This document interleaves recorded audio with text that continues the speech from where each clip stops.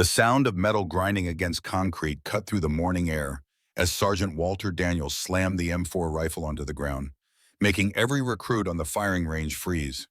The sharp crack echoed across the Georgia landscape, hanging in the humid air like a thunderclap. "Cooper!"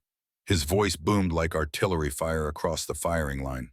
"Who the hell do you think you are to correct my shooting stance?" Sarah Cooper stood motionless in the center of 30 pairs of staring eyes. Her small frame, barely 5'2", was dwarfed by the oversized uniform that hung loosely on her body. Her blonde hair, pulled back in a regulation bun, caught the early sunlight as she remained at attention, saying nothing. The contrast between her diminutive presence and the towering sergeant created a visual that would have been almost comical if not for the tension crackling in the air. "I was just trying to—" Sarah's soft voice barely carried past the first row of recruits, a gentle stream trying to stand against a hurricane. "You don't get to think, Private," Daniels roared, his face flushing crimson as he stepped closer, using his 6'3" frame to tower over her. The veins in his neck bulged as he leaned down, bringing his weathered face inches from hers. "You're a boot, a nobody, a waste of my precious training time. Understand?" The sergeant spun around to face the other recruits, all standing in perfect formation under the scorching sun. Sweat beaded on foreheads and soaked through uniforms, dark patches spreading across backs and chests. The humidity hung in the air like a physical presence, suffocating in its intensity. This was Georgia in August, 95 degrees with 80% humidity, the kind of heat that made even the toughest men question their life choices. "You all want to see a lesson?" Daniel's voice carried across the range, each syllable a hammer blow against the silence. "A real lesson about why rookies should shut their mouths and follow orders?" A cruel smile spread across his weathered face, the lines around his mouth deepening into crevices. "Well, you're about to get one." But in exactly 10 minutes, Sergeant Walter Daniels would be standing frozen in place, his jaw hanging open as he witnessed something that would haunt his ego for the rest of his military career. Fort Benning, Georgia, a hallowed ground of American military might since 1918. The sprawling 182,000-acre complex had trained hundreds of thousands of soldiers before sending them to battlefields, from the beaches of Normandy to the mountains of Afghanistan. The morning light cast long shadows across the parade grounds, where generations of Americans had learned the art of war. The base itself was a living museum of military history, with buildings dating back to World War II standing alongside modern facilities. The firing range was part of that legacy, a strip of land where countless young men and women had proven their worth, with weapons that had evolved from the M1 Garand of World War II to the M14 of Vietnam to the modern M4 carbine. The range officers had seen it all, the natural talents, the hopeless cases, and everything in between. But they had never seen anything like what they were about to witness today. For the past 5 months, Sarah Cooper had been just another face in a sea of recruits. Unremarkable, or so it seemed. She performed adequately in most drills, never standing out at the top or bottom of any rankings. She ran neither the fastest nor the slowest. Her push-ups were regulation, nothing more. Her marksmanship scores were deliberately middle of the pack until today. The morning had started like every other day of basic training at Fort Benning. Sarah had arrived at the range before sunrise, her boots crunching on the gravel as she joined the formation of 30 recruits. The humid Georgia air was already thick enough to cut with a knife, and sweat beaded on her forehead before they had even begun their first exercise. Sergeant Daniels had been pacing the line like a predator stalking prey. The former Desert Storm and Iraq War veteran carried himself with the rigid bearing of a man who had made the military his religion.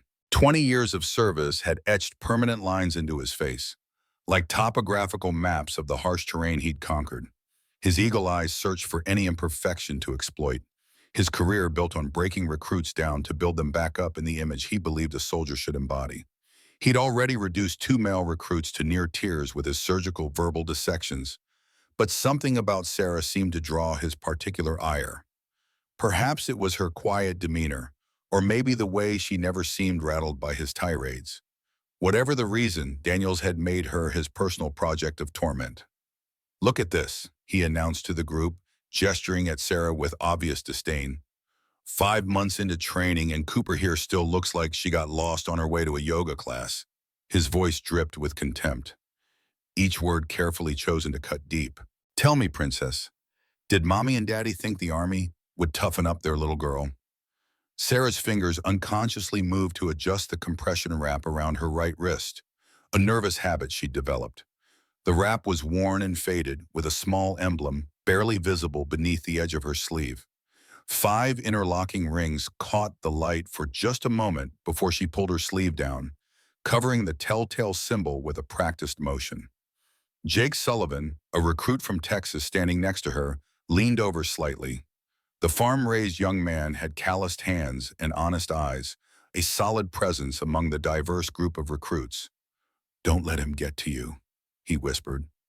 The young man had been one of the few to offer friendship to Sarah, recognizing something in her quiet determination that resonated with his own rural work ethic. "Sullivan!" Daniel's voice cracked like a whip. "You got something to share with the class? Maybe you want to join Cooper in today's special demonstration?" "No, Sergeant," Jake snapped back to attention, his spine straightening as if pulled by invisible wires. "Good," Daniels nodded, his eyes narrow. "Because today's your final qualification test. Pass, and you move on to advanced training. Fail." He let the word hang in the air like a guillotine blade, his eyes sweeping across the formation with deliberate slowness. "Well, let's just say the civilian world is always hiring." The significance of the moment was lost on none of them. The rifle qualification was more than just another test. It was the culmination of months of training, the gateway to becoming a true soldier, rather than just a recruit playing at war. For generations, American servicemen had proven their worth on ranges just like this one. From World War II GIs with their M1 Garands, to Vietnam draftees with M14s, to the Gulf War and beyond. A sacred ritual, unchanged in its fundamentals despite the evolution of weapons and tactics. Daniels moved to the weapons rack where 30 M4 rifles stood waiting.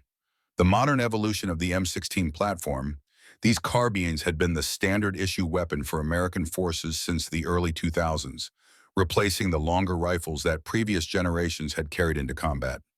Each weapon represented the pinnacle of American military technology, a 5.56mm select-fire carbine with an effective range of 500 meters, capable of firing up to 950 rounds per minute on full auto, though these training models were limited to semi-automatic fire only.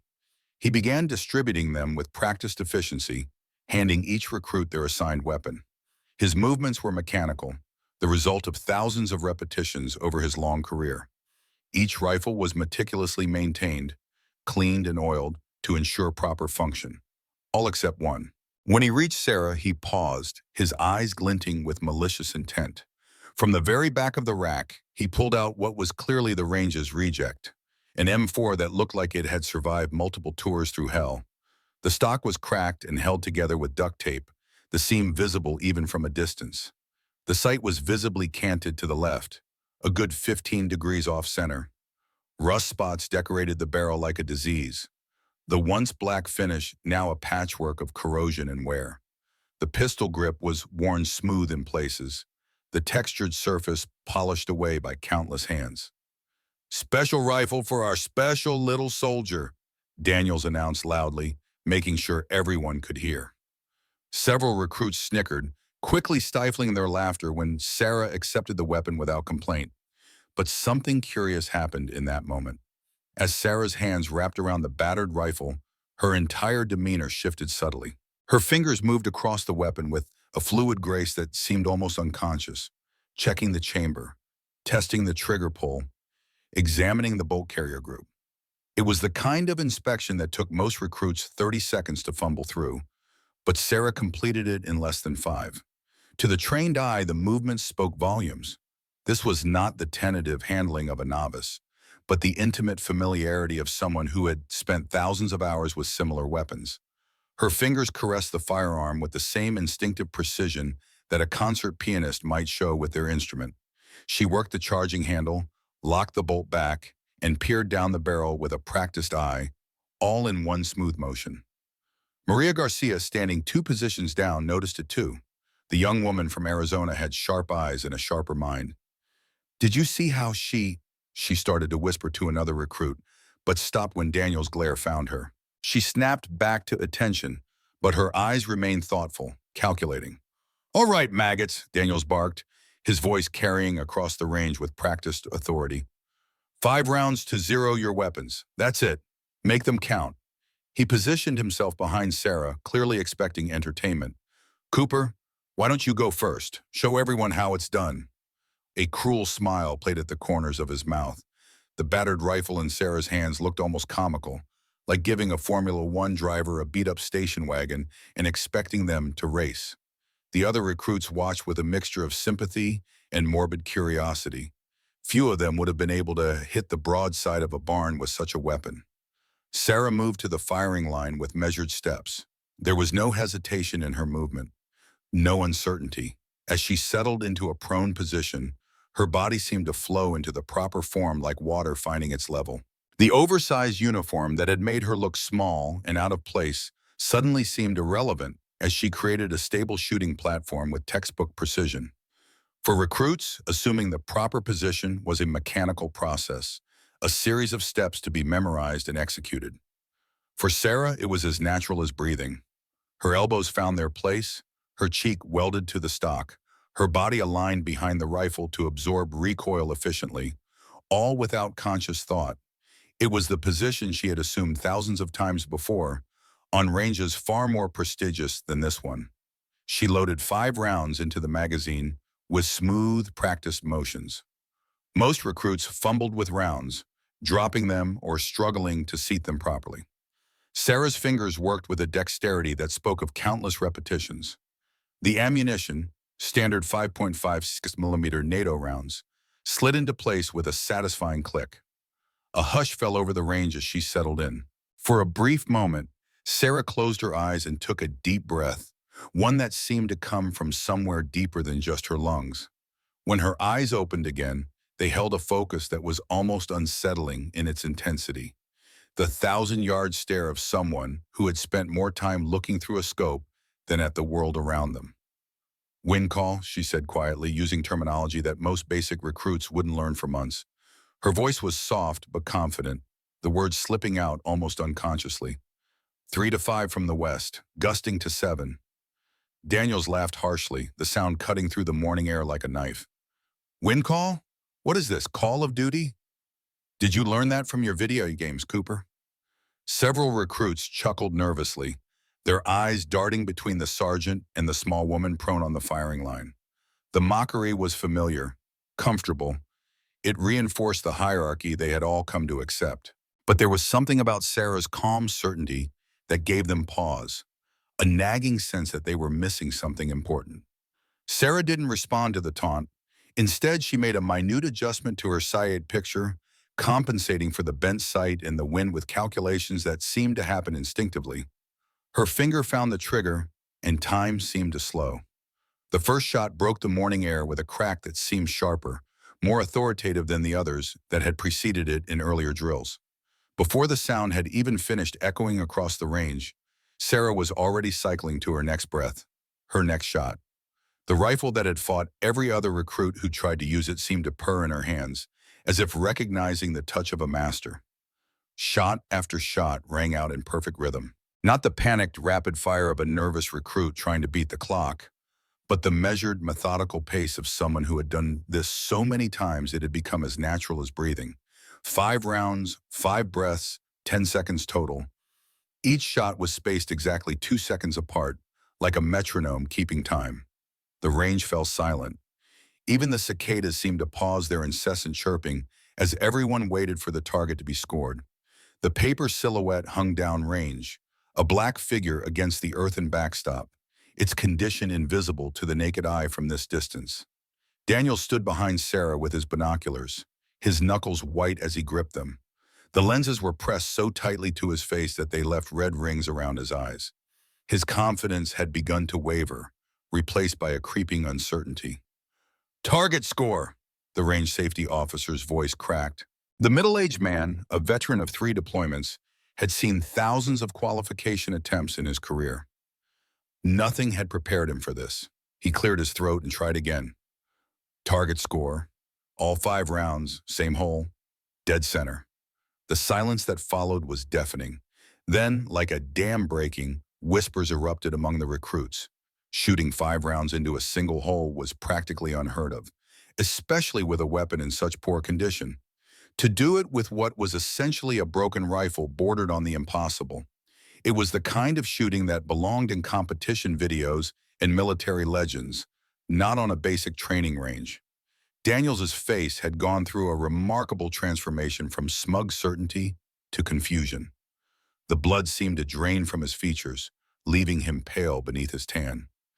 "Beginner's luck," he announced, his voice betraying the slightest tremor. "Even a broken clock is right twice a day." He straightened his shoulders, reasserting his authority through sheer force of will. "Let's see how our princess handles the actual qualification." As the other recruits took their turns zeroing their weapons, Sarah remained perfectly still in her position, her breathing so controlled it was barely visible. She absently adjusted the compression wrap on her wrist again, and this time the movement revealed more of the hidden emblem. Not just 5 rings, but 5 interlocking rings with tiny stars above them, unmistakably the Olympic logo. Maria noticed it, her eyes narrowing thoughtfully. She opened her mouth as if to say something, then closed it again, filing the observation away for later consideration. The qualification course was simple in concept, but challenging in execution. 10 rounds at 100 meters, 60 seconds to complete, 70 points out of 100 to pass. The targets were human silhouettes with scoring rings indicating vital areas, head and center mass. The innermost ring was worth 10 points, with values decreasing as they moved outward.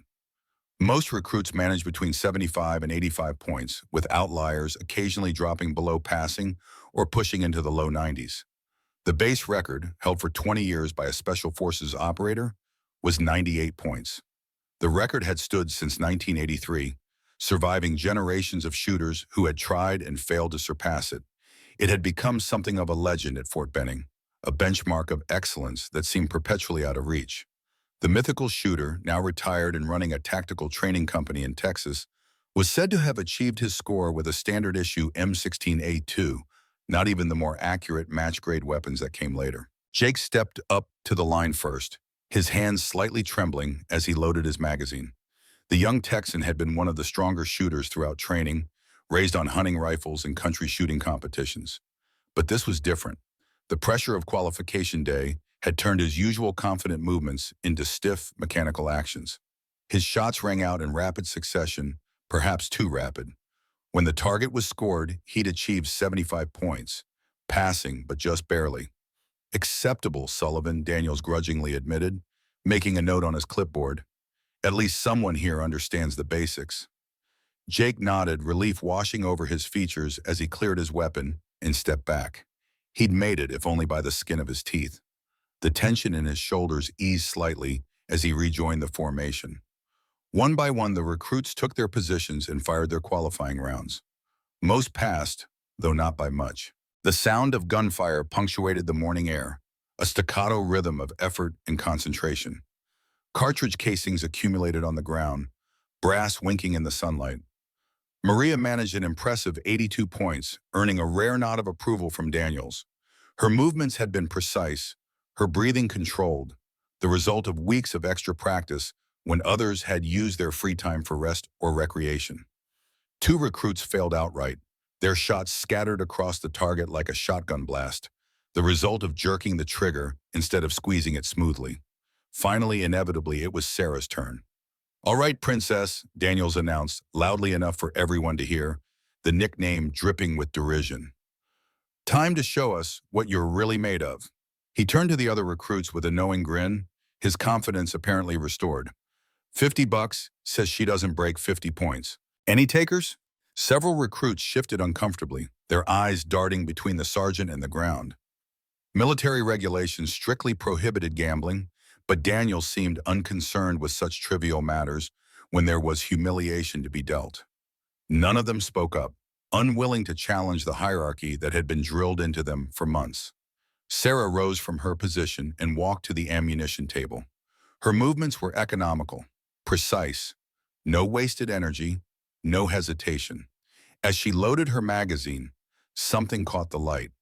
A small scar on her right shoulder, visible for just a moment when her uniform shifted. It was a peculiar mark, perfectly circular with radiating lines, the kind of bruising that came from thousands of hours with a rifle stock pressed against the exact same spot. A marksman's badge, written in flesh rather than cloth. From the administration building several hundred yards away, a figure had emerged and was walking toward the range. Colonel Thomas Richardson, the base commander, rarely attended basic qualification tests. A Vietnam veteran with over 40 years of service, Richardson's presence at a routine training exercise was unusual enough to draw whispers from the recruits who noticed him. At 62, Richardson was a living piece of military history.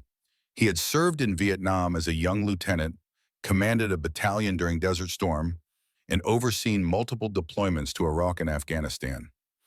His face was weathered by years of service, his hair gone silver with age, but his back remained straight, his eyes clear and penetrating. The rows of ribbons on his chest told a story of American military engagement spanning half a century. His appearance at the range sent a clear message that something significant was happening. Sarah settled into her shooting position with the same fluid grace as before, but this time there was something different. The preliminary zeroing had been merely a warm-up, a calibration. Now she was fully engaged, her entire being focused on the task at hand. Her eyes closed for a moment, and she took a deep breath that seemed to come from somewhere deeper than just her lungs. When her eyes opened again, they held a focus that was almost unsettling in its intensity, the look of an apex predator sighting its prey. "Wind call," she said quietly, this time more to herself than anyone else. Her lips barely moved as she assessed the conditions. 3 to 5 from the west, gusting to 7. Daniels laughed harshly, but there was a brittle quality to the sound now. "Wind call? What is this? The Olympics? Did you learn that from your video games, Cooper?" Sarah didn't respond. The sergeant's mockery seemed to wash over her, unable to penetrate the bubble of concentration she had created around herself. Instead, she made a minute adjustment to her sight picture, compensating for the bent sight and the wind with calculations that seemed to happen instinctively. Her finger found the trigger, and time seemed to slow. The first shot broke the morning air with a crack that seemed sharper, more authoritative than the others. Before the sound had even finished echoing across the Georgia landscape, Sarah was already cycling to her next breath, her next shot. The rifle that had fought every other recruit who tried to use it seemed to purr in her hands, like a feral cat recognizing the touch of its true master. Shot after shot rang out in perfect rhythm. Not the panicked rapid fire of a nervous recruit trying to beat the clock, but the measured, methodical pace of someone who had done this so many times it had become as natural as breathing. 10 rounds, 10 breaths, 15 seconds, total. Each shot seemed to flow into the next, a symphony of precision where Sarah was both composer and conductor. The range fell silent. Even the cicadas seemed to pause their incessant chirping as everyone waited for the target to be scored. Daniel stood behind Sarah with his binoculars, his knuckles white as he gripped them. The veins in his temples pulsed visibly as he stared downrange, willing the target to reveal a scattered pattern of hits. Colonel Richardson had stopped walking, his eyes fixed on Sarah with an expression that was impossible to read. He pulled out his phone and appeared to make a quick call, his voice too low to hear from the firing line. His posture had changed, a new alertness evident in the set of his shoulders. "Target score," the range safety officer's voice cracked. The man's hands trembled slightly as he lowered his spotting scope. He cleared his throat and tried again. "Target score, 100 points, all rounds through the same hole, dead center." And the silence that followed was deafening. Then, like a dam breaking, whispers erupted among the recruits. A perfect score was theoretically possible, but practically unheard of. The base record of 98 had stood for decades, and this small, unassuming woman had just shattered it with a rifle that belonged in a scrap heap. It wasn't just impressive, it was impossible, or should have been. Daniel's face had gone through a remarkable transformation, from smug certainty to confusion to something that looked dangerously close to rage. The blood rushed back into his features, turning his complexion an alarming shade of crimson. The clipboard in his hands creaked as his grip tightened to the point where the plastic frame threatened to snap. "That's impossible," he snarled, his voice thick with disbelief and mounting anger. "Check the target again. Check it properly this time." The range safety officer jogged down range, his boots kicking up dust as he made his way to the target stand. The other recruits watched in silence, the tension palpable in the humid air. When the officer reached the target, he examined it carefully, running his fingers over the paper as if to confirm what his eyes were telling him. He turned and jogged back, his expression a mixture of awe and confusion. "Sergeant, it's perfect," he reported, his voice quiet but clear. 10 rounds, one hole, dead center. I've never seen anything like it. Not in 20 years on this range. "She cheated," Daniels declared, his voice rising to a near shout. Spittle flew from his lips as he gestured wildly at Sarah. "Nobody, and I mean nobody, shoots like that on their first qual, especially not with that piece of junk rifle." He spun to face Sarah, who had risen to a standing position but remained at attention, her face a mask of professional neutrality. "What's your game, Cooper? Who are you really?" Before Sarah could respond, Colonel Richardson's voice cut through the tension like a knife. "Sergeant Daniels, Private Cooper, my office, now." His tone left no room for argument, the voice of a man accustomed to immediate obedience. As Sarah carefully cleared her rifle and set it in the rack, she adjusted the compression wrap on her wrist one more time. The movement was subtle, but Richardson caught it from where he stood. And more importantly, he caught sight of what the wrap had been hiding. His eyes widened slightly, and he pulled out his phone again, this time typing rapidly, his fingers moving with surprising dexterity for a man of his age. The walk to the administration building felt like a funeral march. Daniel strutted beside them, his back ramrod straight, clearly convinced he was about to witness Sarah's expulsion for cheating. Each footfall was deliberate, his boots striking the ground with unnecessary force. Sarah walked with quiet dignity, her eyes forward, her bearing suddenly seeming more mature than her 22 years would suggest. There was a new quality to her movement now, as if a mask had slipped partially away. Behind them, the other recruits buzzed with speculation. Jake and Maria stood together, watching the trio disappear into the building. The morning sun cast long shadows behind them, stretching across the carefully maintained grounds of Fort Benning. "Did you see how she shot?" Maria whispered, her voice hushed with awe. "That wasn't normal." "That was professional," Jake finished, nodding slowly. "Like she's done it 1,000 times before." He paused, considering something. "And did you see that thing on her wrist, when her sleeve moved up?" Maria nodded. "Olympic rings. I'd bet my next sleeve on it." Inside the commander's office, the tension was thick enough to cut with a knife. Richardson sat behind his desk, an imposing piece of furniture that had served base commanders since the Korean War. He was studying a file that hadn't been there an hour ago, his reading glasses perched on the end of his nose as he flipped through pages with practiced efficiency. Daniel stood at attention, his posture perfect, but radiating righteous indignation. Every line of his body communicated his certainty that he had caught a cheater, a fraud who had somehow manipulated the qualification test. Sarah remained perfectly still beside him, her eyes fixed on a point somewhere beyond the colonel's shoulder, her expression carefully neutral. The office itself was a testament to Richardson's long career in the history of the base he commanded. Photographs from multiple wars adorned the walls: a young lieutenant in Vietnam, a battalion commander in Desert Storm, official portraits from various commands. Display cases held unit coins, medals, and mementos from deployments spanning decades. An M14 rifle mounted in a glass case bore a plaque identifying it as the weapon Richardson had carried in Vietnam. It was a museum of one man's journey through American military history, a physical timeline of service stretching back to a conflict many of the recruits knew only from textbooks and old movies. "Sergeant Daniels," Richardson began, his voice carefully neutral as he removed his reading glasses and set them on the desk. "You've accused Private Cooper of cheating. That's a serious allegation. Do you have any evidence beyond your disbelief?" "Sir, with all due respect," Daniels began, his words clipped and precise. "Nobody shoots like that, not with their first qual, not with a damaged weapon, not without years of high-level training. She must have—" Richardson interrupted, sliding a photograph across the desk. "Do you recognize this person, Sergeant?" Daniels leaned forward, his brow furrowing as he examined the image. It showed a young woman on a shooting range, but not a military one. This was clearly a competition venue with electronic scoring systems and officials in blazers. The woman in the photo was wearing specialized shooting attire, a stiff canvas jacket with weather patches, specially designed to provide maximum stability. Her face was a mask of concentration as she aimed what appeared to be a high-end competition rifle, far more precise than the military-grade weapons used on the Fort Benning ranges. "I don't understand, sir.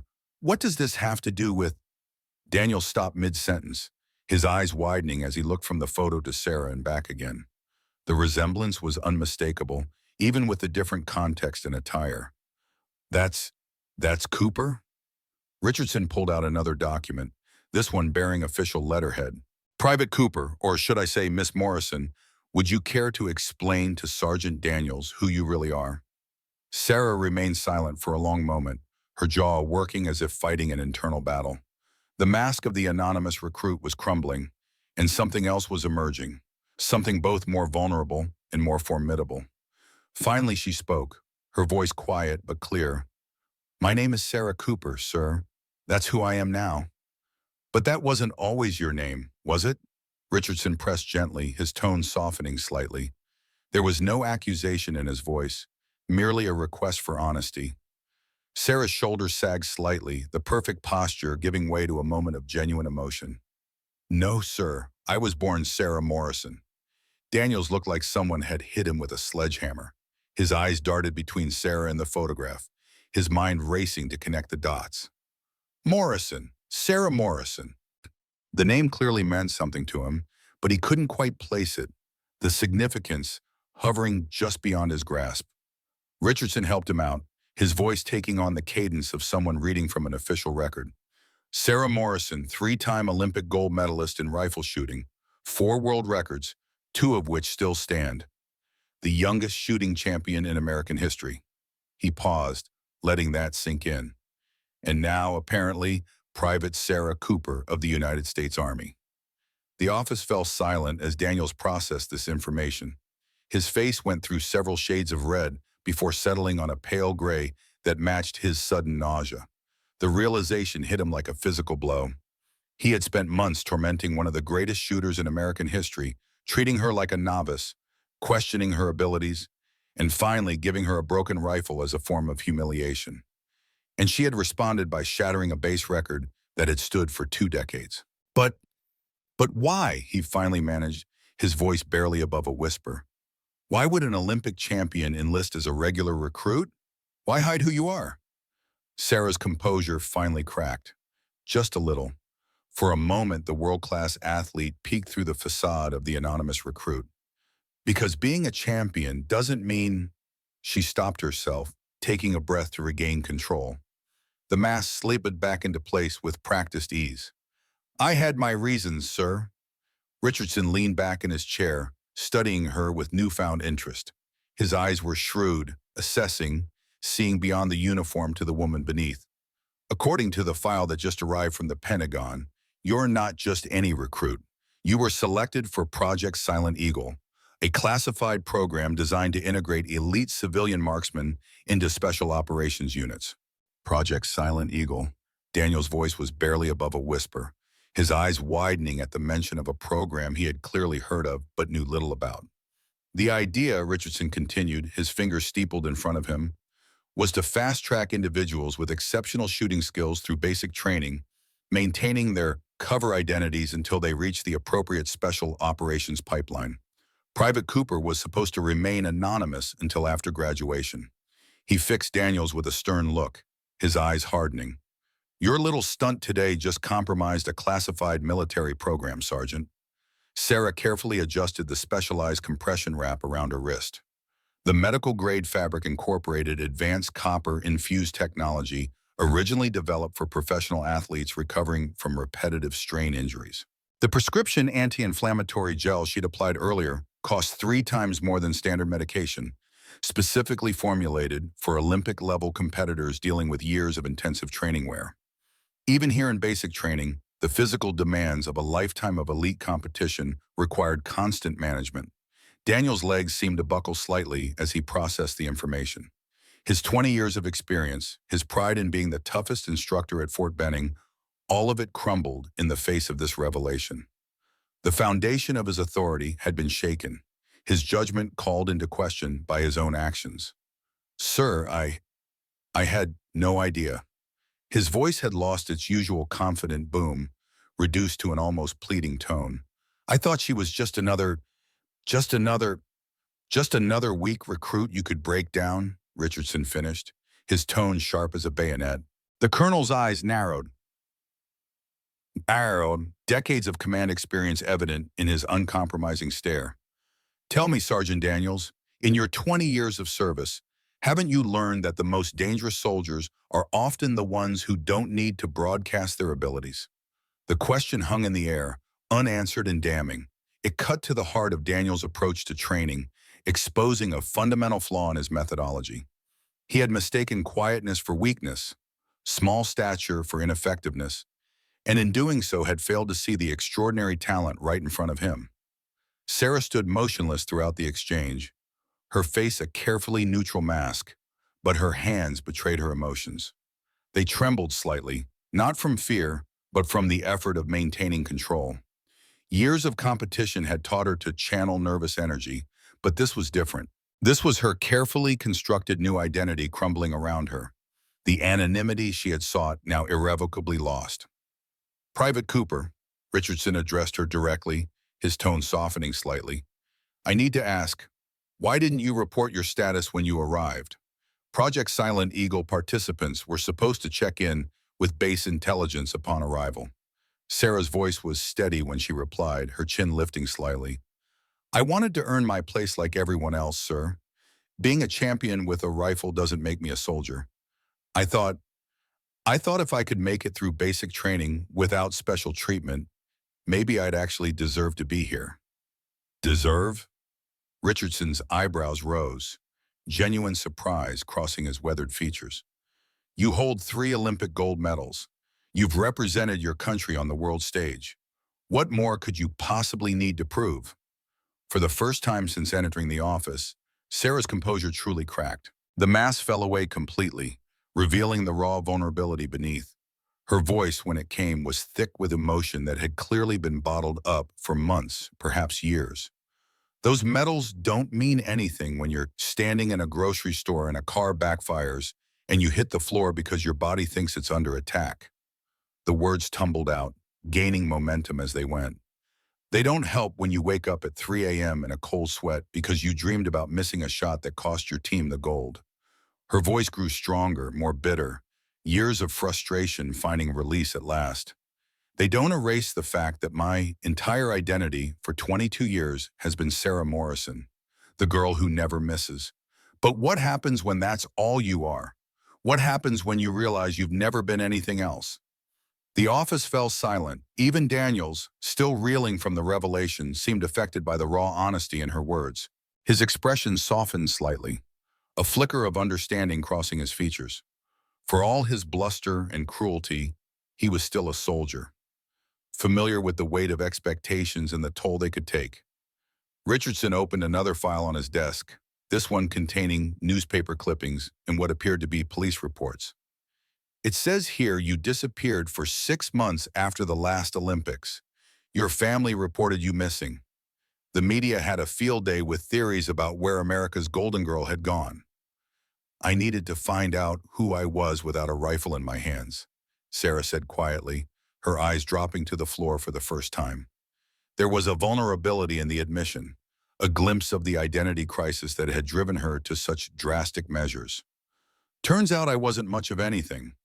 So I decided to become something more, something that mattered beyond points on a scoreboard. And you thought the Army would give you that? Richardson's question was gentle, without judgment, the inquiry of a man who had seen many young people seeking purpose in uniform. I thought serving my country in a different way might help me find purpose beyond competitions and medals. She trailed off, then straightened her shoulders, the moment of vulnerability passing as quickly as it had come. The soldier returned, replacing the troubled young woman. I'm not sorry for hiding who I was.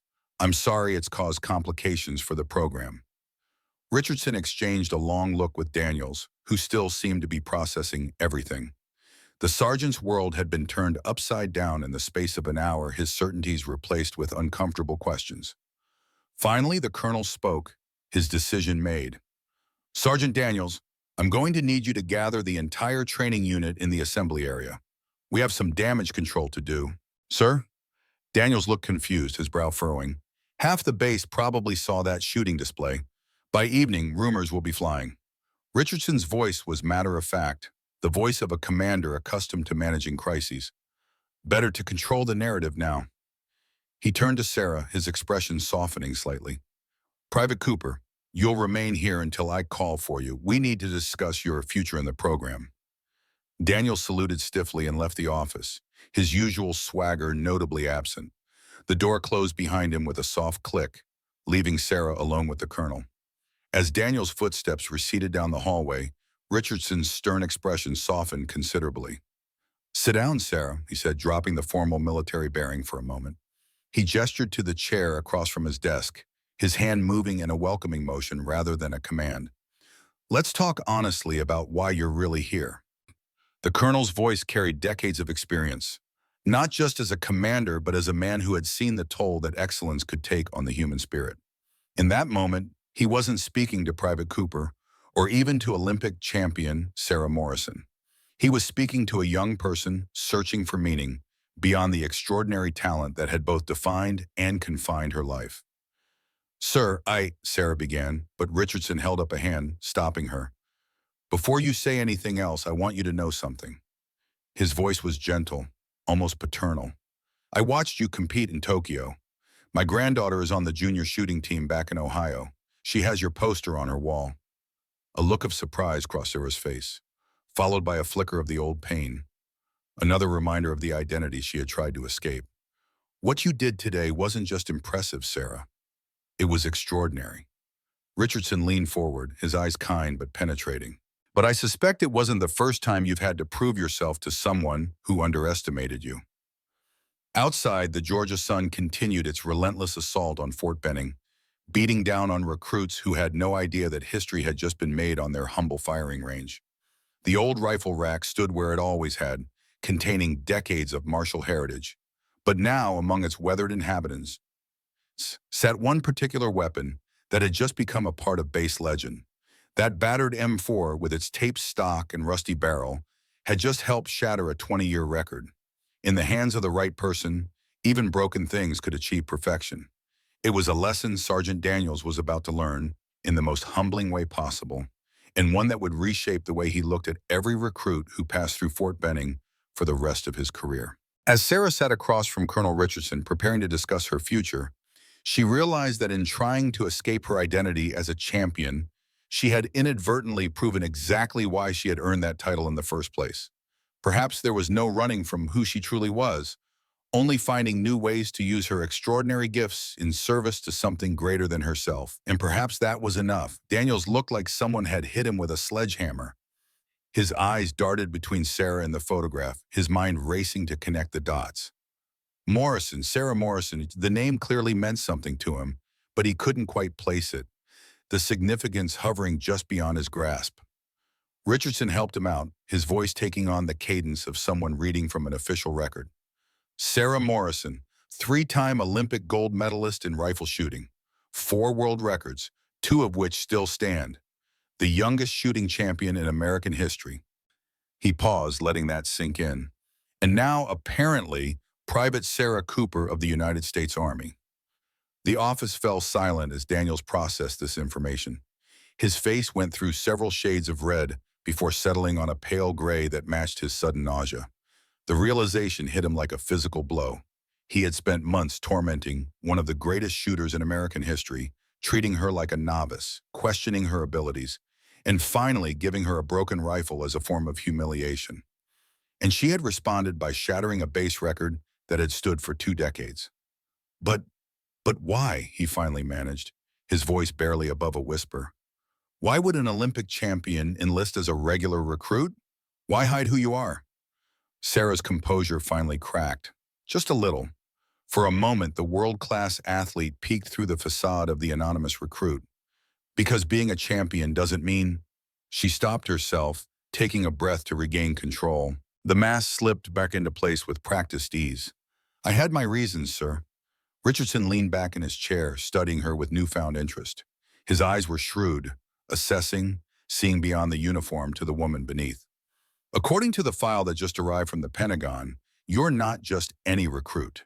You were selected for Project Silent Eagle, a classified program designed to integrate elite civilian marksmen into special operations units.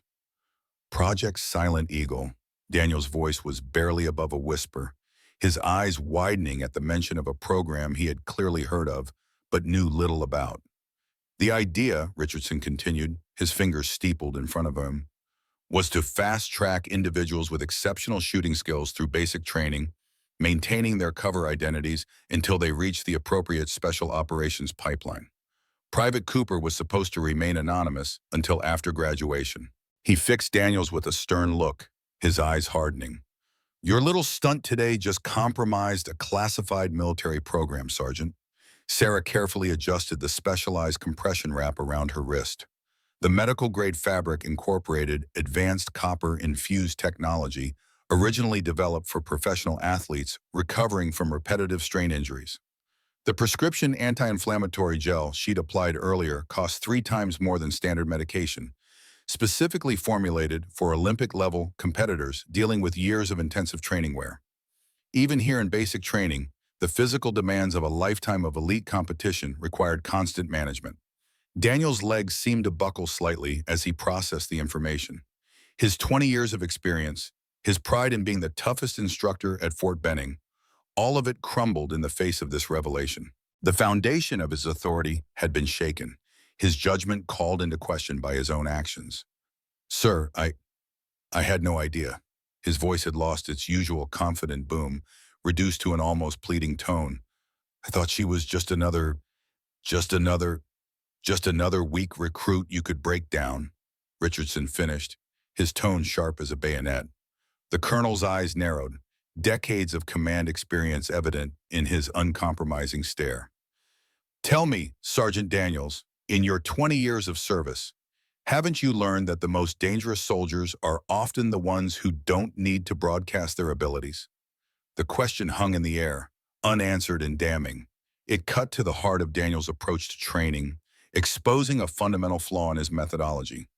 He had mistaken quietness for weakness, small stature for ineffectiveness, and in doing so had failed to see the extraordinary talent right in front of him. Sarah stood motionless throughout the exchange, her face a carefully neutral mask, but her hands betrayed her emotions. They trembled slightly, not from fear, but from the effort of maintaining control. Years of competition had taught her to channel nervous energy, but this was different. This was her carefully constructed new identity crumbling around her, the anonymity she had sought now irrevocably lost. Private Cooper, Richardson addressed her directly, his tone softening slightly. I need to ask, why didn't you report your status when you arrived? Project Silent Eagle participants were supposed to check in with base intelligence upon arrival. Sarah's voice was steady when she replied, her chin lifting slightly. I wanted to earn my place like everyone else, sir. Being a champion with a rifle doesn't make me a soldier. I thought if I could make it through basic training without special treatment, maybe I'd actually deserve to be here. Deserve?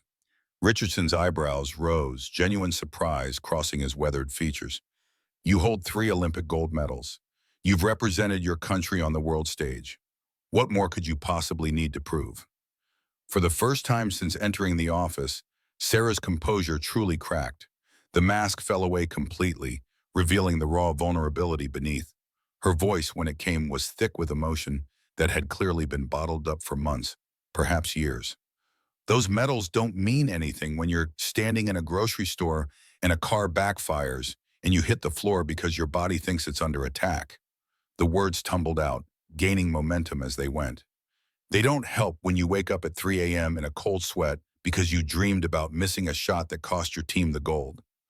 Her voice grew stronger, more bitter, years of frustration finding release at last. They don't erase the fact that my entire identity for 22 years has been Sarah Morrison, the girl who never misses. But what happens when that's all you are? What happens when you realize you've never been anything else? The office fell silent. Even Daniels, still reeling from the revelation, seemed affected by the raw honesty in her words. His expression softened slightly, a flicker of understanding crossing his features. For all his bluster and cruelty, he was still a soldier, familiar with the weight of expectations and the toll they could take. Richardson opened another file on his desk, this one containing newspaper clippings and what appeared to be police reports. It says here you disappeared for 6 months after the last Olympics. Your family reported you missing. The media had a field day with theories about where America's golden girl had gone. I needed to find out who I was without a rifle in my hands, Sarah said quietly, her eyes dropping to the floor for the first time. There was a vulnerability in the admission, a glimpse of the identity crisis that had driven her to such drastic measures. Turns out I wasn't much of anything, so I decided to become something more, something that mattered beyond points on a scoreboard. And you thought the Army would give you that? Richardson's question was gentle, without judgment, the inquiry of a man who had seen many young people seeking purpose in uniform. I thought serving my country in a different way might help me find purpose beyond competitions and medals. She trailed off, then straightened her shoulders, the moment of vulnerability passing as quickly as it had come. The soldier returned, replacing the troubled young woman. I'm not sorry for hiding who I was. I'm sorry it's caused complications for the program. Richardson exchanged a long look with Daniels, who still seemed to be processing everything. The sergeant's world had been turned upside down in the space of an hour, his certainties replaced with uncomfortable questions. Finally, the colonel spoke, his decision made. Sergeant Daniels, I'm going to need you to gather the entire training unit in the assembly area. We have some damage control to them. Sir? Daniels looked confused, his brow furrowing. Half the base probably saw that shooting display. By evening, rumors will be flying. Richardson's voice was matter of fact, the voice of a commander accustomed to managing crises. Better to control the narrative now. He turned to Sarah, his expression softening slightly. Private Cooper, you'll remain here until I call for you. We need to discuss your future in the program. Daniel saluted stiffly and left the office, his usual swagger notably absent. The door closed behind him with a soft click, leaving Sarah alone with the colonel. As Daniel's footsteps receded down the hallway, Richardson's stern expression softened considerably. Sit down, Sarah, he said, dropping the formal military bearing for a moment. He gestured to the chair across from his desk, his hand moving in a welcoming motion rather than a command. Let's talk honestly about why you are really here. 20 minutes later, the entire training unit had assembled in the outdoor assembly area. The afternoon sun beat down mercilessly, but nobody complained. The atmosphere was electric with curiosity and speculation. Recruits stood in formation, their backs straight, eyes forward, but their minds raced with theories about what had happened on the range that morning. Jake and Maria stood near the front, whispering theories between barely moving lips, a skill every recruit learned early to avoid detection during mandatory formations. Maybe she's some kind of government agent, Jake suggested, keeping his gaze fixed straight ahead. Like Jason Bourne or something. Maria shook her head almost imperceptibly. Did you see those scars on her shoulder? Those are from years of shooting, competitive shooting. I think she's been doing this since she was a kid. Their speculation was cut short as Colonel Richardson emerged from the administration building, followed by a subdued-looking Sergeant Daniels. The colonel took position at the podium while Daniels stood rigidly to the side, his face unreadable, though the observant might have noticed the thin sheen of sweat on his forehead despite standing in the shade. Recruits, Richardson began, his voice carrying clearly across the assembly area. This morning you witnessed something extraordinary. Private Cooper achieved a perfect score on her rifle qualification, breaking a base record that has stood for 20 years. A murmur ran through the assembled soldiers. Several glanced around looking for Sarah, but she was nowhere to be seen. The colonel raised a hand and silence immediately fell again. What you don't know, Richardson continued, his tone measured and deliberate, is that Private Cooper has been serving under an assumed name as part of a classified recruitment program. Her real name is Sarah Morrison. The reaction was immediate and dramatic. Several recruits gasped audibly. Jake's mouth fell open. Maria grabbed his arm, her eyes wide with recognition. Holy shit, someone whispered from the back. the words barely audible but carrying in the stunned silence that followed the revelation. For those of you who don't follow competitive shooting, Richardson continued, allowing a moment for the initial shock to subside, Sarah Morrison is one of the most decorated marksmen in American history. 3 Olympic gold medals, 4 world records. She has represented our nation at the highest levels of international competition. On cue, a large screen behind Richardson flickered to life, displaying footage from the 2021 Olympics. The video showed Sarah in her element, calm, focused, deadly accurate. She wore a specialized shooting jacket, her stance perfect, her breathing controlled. Shot after shot found its mark with mechanical precision. The final moments showed her standing on the podium, gold medal around her neck, the American flag rising as the national anthem played. The contrast between the confident champion on screen and the quiet recruit they'd trained alongside for months was jarring. Several soldiers shook their heads in disbelief, struggling to reconcile the two images. The woman they knew as Cooper had been competent but unremarkable in most training exercises, deliberately blending in, never drawing attention to herself. "The question you're probably asking," Richardson said as the video ended, the screen freezing on an image of Sarah with her gold medal, "is why an Olympic champion would enlist as a basic recruit. Why hide her identity? Why endure the hardships of basic training when she could have had any position she wanted?" He paused, letting the questions hang in the air. The formation remained silent, every face turned toward him, waiting for answers. The answer is simple. Because true warriors don't seek shortcuts. They don't rely on past accomplishments. They prove themselves every day, in every challenge, no matter how difficult or demeaning. Richardson's gaze swept across the assembly, making eye contact with as many recruits as possible. Private Morrison could have walked into any military unit in the world and been welcomed with open arms. Instead, she chose to earn her place among you. She chose to be tested, challenged, and yes, even disrespected, because she wanted to prove that she belonged here not as a celebrity, but as a soldier. From the side entrance, Sarah emerged, now in dress uniform. The transformation was subtle but significant. The uncertain recruit was gone, replaced by someone who carried herself with quiet confidence. Her medals and ribbons, few as they were for a new soldier, were perfectly placed. She marched to the front of the assembly and saluted Colonel Richardson. "Private Morrison, reporting as ordered, sir." Richardson returned the salute. "Private Morrison, do you have anything you'd like to say to your fellow recruits?" Sarah turned to face the assembly. For a long moment, she was silent, her eyes moving across the faces of the people she'd trained with, suffered with, grown with over the past months. These were no longer strangers, but comrades who had shared the unique crucible of military training. "I owe you all an apology," she began, her voice carrying clearly despite its soft tone. "Not for hiding who I was, but for not trusting you with the truth. Each of you has pushed through your own challenges, faced your own demons, proven your own worth. You didn't need to know about medals or records to accept me as one of you. You already had."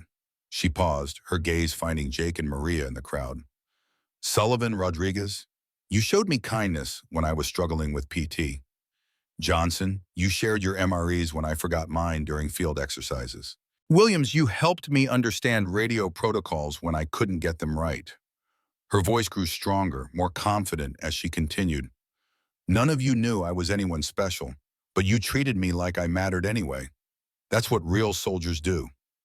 The assembly area fell silent as Sarah continued. "Sergeant Daniels was right about one thing." She turned slightly to look at the instructor, who stood rigid beside the podium. "Being able to shoot doesn't make you a soldier.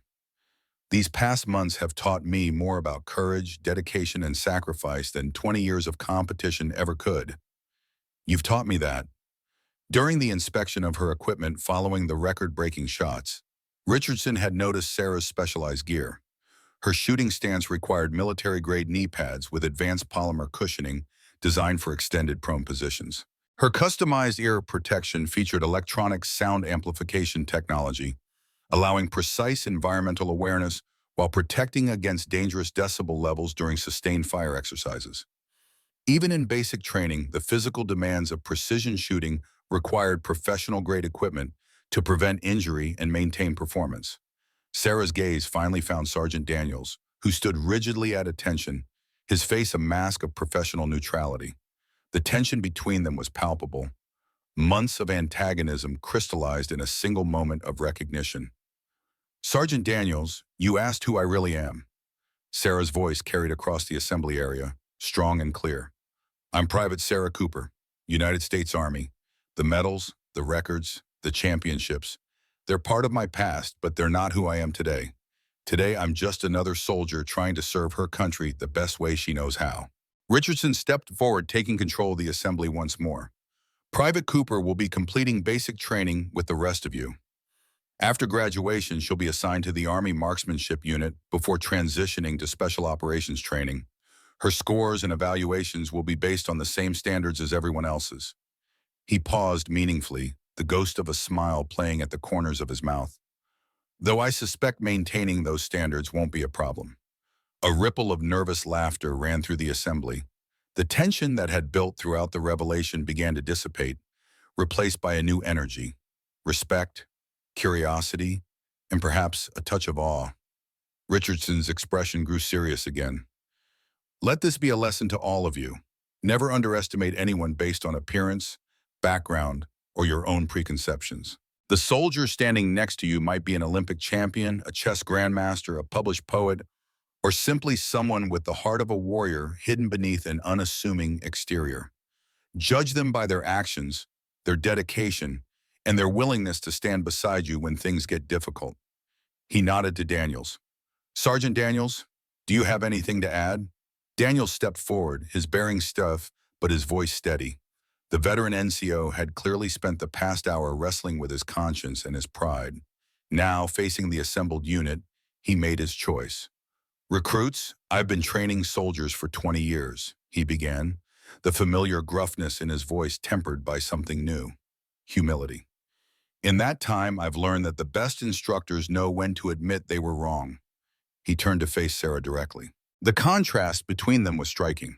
The towering sergeant with his combat decorations, facing the petite recruit with her hidden history of excellence.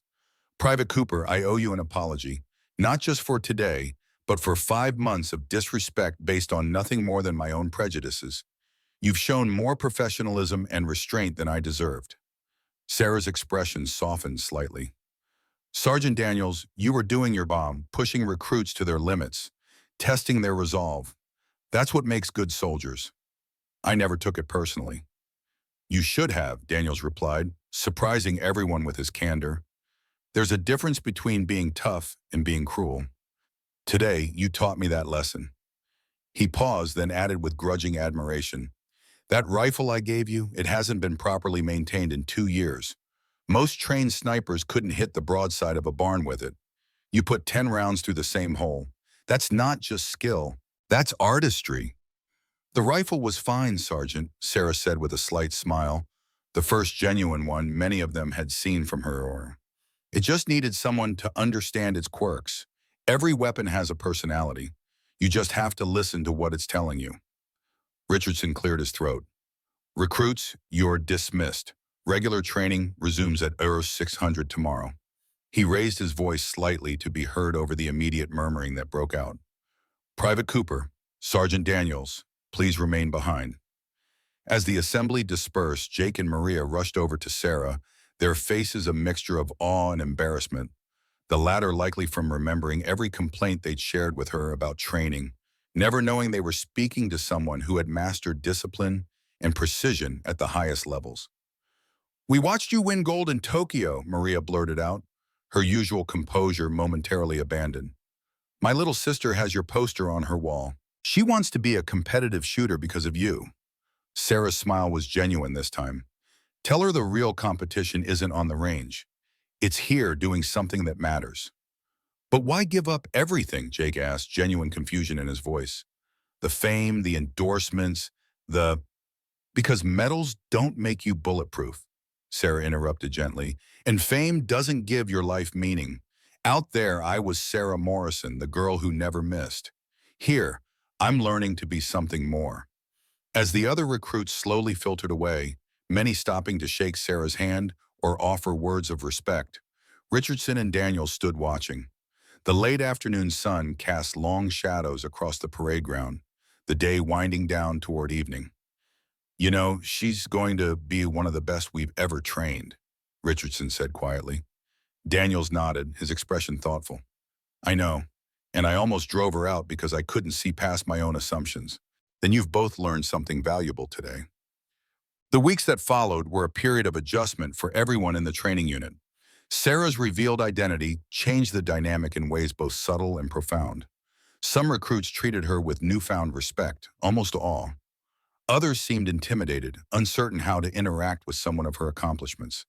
A few even resented her, feeling they'd been deceived, though these were the minority. For her part, Sarah remained much as she had always been, quiet, dedicated, focused on the task at hand. If anything, the revelation seemed to have lifted a weight from her shoulders. No longer forced to hide her abilities, she could finally embrace her full potential while still working to earn her place as a soldier rather than just a shooter. Sergeant Daniels underwent perhaps the most significant transformation. The revelation had forced him to confront uncomfortable truths about his training methods and his tendency to mistake physical size for capability.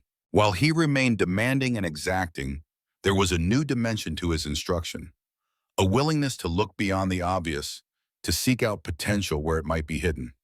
One afternoon, 2 weeks after the qualification test, he approached Sarah during weapons maintenance. The rest of the squad was scattered around the barracks, each working on their assigned M4s with varying degrees of skill and enthusiasm. Cooper, he said, his voice gruff but lacking the edge of disdain it had once carried. Sergeant. Sarah looked up from her work. The once battered rifle had been transformed under her care. The tape was gone from the stock, replaced by a proper repair. The barrel gleamed, free of rust. Even the bent sight had been carefully realigned. Daniels nodded at the weapon. You've put some work into that piece. Yes, Sergeant. It's a good rifle. Just needed some attention. Like most things in life, Daniels observed, an unusual moment of philosophy from the normally straightforward NCO. He hesitated, then continued. The colonel tells me you'll be joining the marksmanship unit after graduation. That's what I'm told, Sergeant. They'll be lucky to have you. Another pause. I've been thinking about what you said that day, about weapons having personalities. Sarah set down her cleaning rod, giving him her full attention. They do, Sergeant. Everyone is different. The manufacturing process creates tiny variations. No two rifles are exactly alike, even coming off the same production line. Daniels nodded slowly.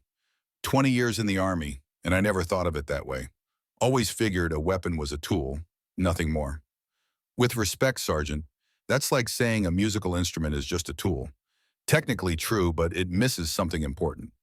The analogy seemed to resonate with Daniels. My father played saxophone in a jazz band. Used to say his horn had moods, good days and bad days. Thought he was just being superstitious. He wasn't, Sarah said simply. The best musicians understand their instruments. The best shooters understand their weapons. Daniels considered this, then reached into his pocket and pulled out a small object. He held it out to Sarah, a spent cartridge casing, polished to a high shine. This is from your qualification round. Range officer gave it to me. Thought you might want it. Sarah took the casing, turning it over in her fingers. A simple brass shell, no different from thousands of others, fired on the range every day. Yet this one represented something significant. A perfect score, a broken record, and perhaps, more importantly, a moment of truth. Thank you, Sergeant. Daniels nodded, then straightened to his full height. Carry on, Cooper. Inspection in 30 minutes. Yes, Sergeant. As he walked away, Sarah slipped the casing into her pocket. A small memento of a pivotal day. The day Sarah Morrison began to truly become Sarah Cooper, soldier of the United States Army. The final weeks of basic training passed quickly. The rigorous schedule of physical training, classroom instruction, and field exercises continued unabated. If anything, the instructors pushed harder as graduation approached, determined to ensure every recruit was truly ready for what lay ahead. For the most part, Sarah's daily routine remained unchanged. She still rose before dawn, still tackled obstacle courses in the Georgia heat, still studied field manuals in the evening hours. The difference was subtle but significant. She no longer had to consciously hold back. no longer had to pretend to struggle with tasks that came naturally to her. In the firing range, the transformation was most evident. Freed from the need to maintain her cover, Sarah's true abilities shone. During advanced marksmanship training, she consistently outshot not just her fellow recruits, but often the instructors as well. What was most remarkable was not just her accuracy, but her ability to adapt to any weapon handed to her.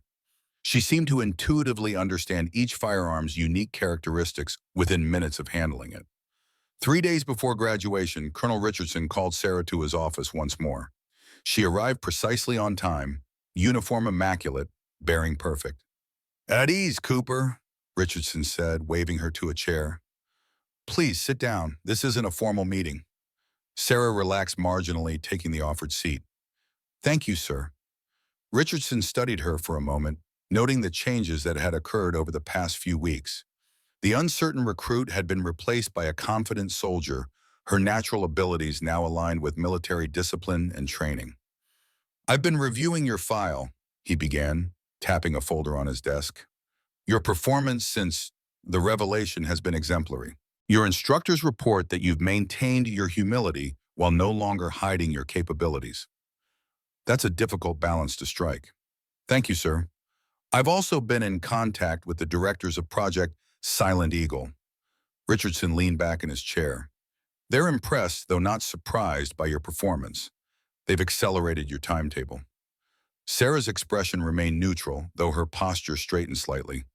"Sir, after graduation, you'll have 2 weeks with the Army Marksmanship Unit, primarily for administrative processing and specialized equipment fitting. Then you'll report to Fort Bragg for the first phase of special operations training."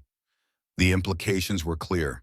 Sarah was being fast-tracked into one of the military's most elite communities. Even for someone of her abilities, it represented an extraordinary opportunity and challenge. "I understand, sir. Thank you for the information." Richardson smiled slightly. "That's it? No reaction?" Sarah allowed herself a small smile in return. "Permission to speak freely, sir?" "Granted. I'm honored by the opportunity, but I'm also aware that being a good shooter doesn't automatically make me qualified for special operations. I have a lot to learn." Richardson nodded approvingly. "That attitude is precisely why you're being given this chance, Cooper. Many Olympic champions would expect special treatment, would assume their civilian accomplishments translate directly to military excellence. Your humility is as valuable as your skill." He rose from his desk and walked to the window, looking out over the parade ground where recruits were drilling in the afternoon sun. "Do you know why I supported your request to complete basic training anonymously, against the program director's recommendations?" "No, sir. Because I've seen too many special cases come through here over the years. Athletes, celebrities, children of politicians, people who expect to be treated differently because of who they are or what they've done. Almost without exception, they fail to integrate properly with their units. They remain perpetual outsiders." He turned back to face her. "But you chose a different path. You wanted to earn acceptance based solely on your actions here, not your reputation from civilian life. That's the mark of a true soldier, Cooper." Sarah absorbed this, her expression thoughtful. "Thank you, sir. That means a great deal coming from you." Richardson returned to his desk. "There's one more thing. Sergeant Daniels has requested to address your platoon privately before graduation. He didn't share the details with me, but given the transformation I've seen in him these past weeks, I approve the request. Just thought you should know." "Understood, sir. Is there anything else?" "No, Cooper. That's all. Dismissed." Sarah stood, saluted crisply, and exited the office. As she walked across the base toward her barracks, she reflected on the journey that had brought her here. From Olympic podiums to military barracks, from the celebrated Sarah Morrison to the anonymous Sarah Cooper, and now to something in between. A soldier with extraordinary skills and an uncertain future. The path ahead would be challenging in ways even she couldn't fully anticipate. Special operations training was designed to break candidates down physically and mentally, to identify those with the resilience and adaptability to operate in the most demanding environments. Her shooting abilities would be only one small factor in determining her success. Yet for the first time in years, Sarah felt a sense of purpose that had nothing to do with medals or records. Here, she wasn't defined solely by her ability to put rounds on target. Here, she was part of something larger than herself, her individual talents contributing to a collective mission. After years of solitary focus on personal achievement, the change was both disorienting and profoundly satisfying. As she approached the barracks, she saw Jake and Maria sitting on the steps, engaged in conversation. They looked up as she approached, their initial awe at her identity having mellowed into a comfortable camaraderie over the past weeks. "Cooper!" Jake called, waving her over. "Where have you been hiding? Rodriguez and I were just discussing graduation plans." "Meeting with the colonel," Sarah replied, joining them on the steps. "Nothing major." Maria raised an eyebrow skeptically. "Uh-huh, just a casual chat with the base commander 3 days before graduation. Totally normal." Sarah smiled but offered no further explanation. "What are you two planning for Family Day?" "My parents and younger brother are driving up from Texas," Jake said. "First time they've seen me in uniform. Dad served in Desert Storm, so he's pretty pumped." "My mom and sisters are coming," Maria added. No way they'd miss it. She hesitated, then asked the question that clearly had been on her mind. "What about you? Will your family be here? I mean, do they even know where you are?" The question touched on sensitive territory. Sarah's disappearance after the Olympics had been highly publicized, as had her eventual communication with her family confirming she was safe, but providing few details. Her enlistment under an assumed name had complicated matters further. "They know now," Sarah said simply. "The colonel helped me contact them after everything came out. They'll be here." The reunion would be complex, emotionally charged. Her parents had supported her shooting career from childhood, investing years and significant resources in her development as a champion. Her decision to walk away from that life, to disappear for months and then enlist under a different name, had caused them pain and confusion. There would be difficult conversations ahead, explanations owed, forgiveness sought. "That's good," Jake said, sensing the weight behind her simple statement. Family should be there for moments like this. Sarah nodded, grateful for his understanding. "Yeah, it will be good to see them." Their conversation was interrupted by the arrival of Sergeant Daniels, who approached with his characteristic purposeful stride. The recruits immediately stood, a reflex ingrained over months of training. "At ease," Daniel said, his tone businesslike but lacking the harsh edge it once carried. "Just passing through. Platoon meeting tomorrow at the small classroom in Building C, attendance mandatory." His eyes lingered briefly on Sarah. "All of you, be there on time." "Yes, Sergeant," they replied in unison. As Daniels continued on retry a continue edit. As Daniels continued on his way, Jake looked at Sarah curiously. "Any idea what that's about?" "No," she replied truthfully, "but I guess we'll find out tomorrow." The following morning, Sarah's platoon assembled in the designated classroom.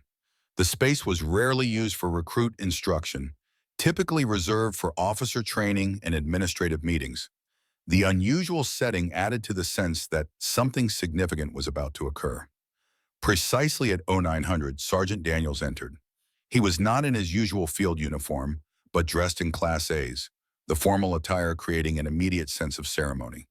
The room fell silent as he took position at the front, his bearing formal but his expression uncharacteristically contemplative. "Seats," he said, gesturing for them to sit. "This won't take long." The recruits exchanged curious glances as they complied. In 5 months of training, they had never seen this side of their feared instructor. Somber, almost solemn. "In 48 hours, you will graduate from basic training," Daniels began, his voice lacking its usual parade ground volume, but carrying no less authority for it. "You will receive your assignments, take your leave, and move on to the next phase of your military careers. Before that happens, there is something I need to say to all of you." He paused, scanning the room, making brief eye contact with each recruit. When his gaze reached Sarah, it lingered a moment longer, something unspoken passing between them. "For 20 years, I have trained soldiers at this base. Thousands of recruits have passed through my hands. I have prided myself on being tough, but fair, on pushing each of you to your limits and beyond. That approach has produced many fine soldiers." Another pause, longer this time. When he continued, his voice had changed subtly. carrying an unfamiliar note of reflection. But recent events have forced me to reconsider certain aspects of my methods, specifically the tendency to make assumptions about capabilities based on superficial factors: size, gender, background, appearance. The room remained silent, every recruit acutely aware that they were witnessing something unprecedented. Sergeant Walter Daniels engaged in public self-reflection. 3 weeks ago, Private Cooper taught me a lesson that 20 years of service had failed to adequately impress upon me. She demonstrated that excellence can exist where we least expect it, that appearances can be deceiving, and that our preconceptions often blind us to the truth right in front of us. Daniels reached down beside the podium and lifted something long and wrapped in cloth. With deliberate movements, he unwrapped it, revealing the battered M4 rifle he had given Sarah on qualification day. The weapon had been cleaned and repaired, but remained recognizable, its battle scars telling a story of neglect and redemption. This rifle, he continued, holding it up for all to see, was meant to be an instrument of humiliation. I selected it specifically because I believed it would cause Private Cooper to fail. Instead, in her hands, it achieved perfection. A perfect score, breaking a 20-year record, using a weapon that by all rights shouldn't have been functional. He placed the rifle carefully on the table beside him. From this day forward, this weapon will be displayed in the base museum with a plaque reading simply, "Never underestimate." It will serve as a reminder to future instructors and recruits alike that potential exists where we may not recognize it, that excellence doesn't always announce itself with fanfare. The room was utterly silent now, the recruits transfixed by this unprecedented moment of vulnerability from their hardened instructor. As you move forward in your military careers, remember this lesson. Look beyond the obvious. Judge your fellow soldiers by their actions, not your assumptions. The most reliable teammate may be the quiet one you have overlooked. The best leader might not fit your preconceived image of what leadership looks like. Daniel straightened, his moment of reflection complete, the familiar disciplinarian returning. That's all. Dismissed. Report to the parade ground at 1300 for graduation rehearsal. As the recruits filed out, subdued conversations breaking out as they processed what they had witnessed, Daniels gestured for Sarah to remain behind. When the room had emptied, he picked up the rifle once more. "Cooper, I owe you this." He held out the weapon. "It's been officially decommissioned. The paperwork lists it as damaged beyond repair and of historical significance. It's yours if you want it." Sarah looked at the rifle, then back at Daniels. "Thank you, Sergeant, but I think your idea is better. It belongs in the museum, where it can teach that lesson to others." Daniels nodded, a hint of approval in his expression. "I hoped you'd say that." He replaced the rifle on the table. "One more thing. I've put in a formal commendation for your file, not for breaking the record, impressive as that was, but for how you conducted yourself throughout these 5 months. The patience and professionalism you showed, especially in the face of challenging leadership." The last phrase was as close to a personal apology as military protocol would allow, but the meaning was clear. "Thank you, Sergeant. That means a great deal. You're going to go far, Cooper. Just remember what I said in there about assumptions and appearances." "I will, Sergeant." "Good, because where you're headed, those lessons will matter more than your ability to shoot. The world of special operations is full of people who can put rounds on target. What sets the best apart is their ability to see beyond the obvious, to adapt to the unexpected, to find solutions where others see only problems." With that, Daniels offered his hand, an unprecedented gesture from instructor to recruit. "Good luck, Cooper. Make us proud." Sarah shook his hand firmly. "I'll do my best, Sergeant." As she left the classroom, Sarah felt a sense of closure. The confrontation on the firing range, the revelation in Richardson's office, and now this final interaction with Daniels. A circle completed, a chapter ending. In 2 days, she would graduate and begin a new phase of her journey, carrying with her not just her extraordinary shooting skills, but also the lessons learned during these transformative months. The broken rifle that had been meant as an instrument of humiliation had instead become a symbol of triumph, of potential realized against the odds. In a way, it reflected her own journey, damaged but not beyond repair, written off by some but capable of excellence in the right hands. with the right care and understanding. As she walked across the sun-drenched parade ground, Sarah Cooper, once Sarah Morrison, Olympic champion, now United States Army soldier, felt ready for whatever challenges lay ahead. She had found what she came looking for, not just a new identity, but a purpose larger than herself, a community where her extraordinary abilities could serve something beyond personal glory. The girl who never missed had found her target at last. 6 months had passed since graduation day at Fort Benning. The Georgia summer had given way to fall, then winter, and now the first tentative signs of spring were emerging across the sprawling military installation. The same firing range where Sarah Cooper had shattered a 20-year record now hosted a new group of recruits, nervous young men and women fumbling with unfamiliar weapons under the watchful eyes of their instructors. But Sarah was long gone from basic training. She stood now on a different range, this time as an instructor with the Army Marksmanship Unit. The morning sun glinted off the precision rifle in her hands as she demonstrated proper technique to a group of advanced marksmanship candidates. These were no raw recruits, but seasoned soldiers selected for specialized training, many with combat deployments under their belts. Remember, Sarah told the group, her voice carrying the quiet authority that had become her hallmark. Technical skill will only take you so far.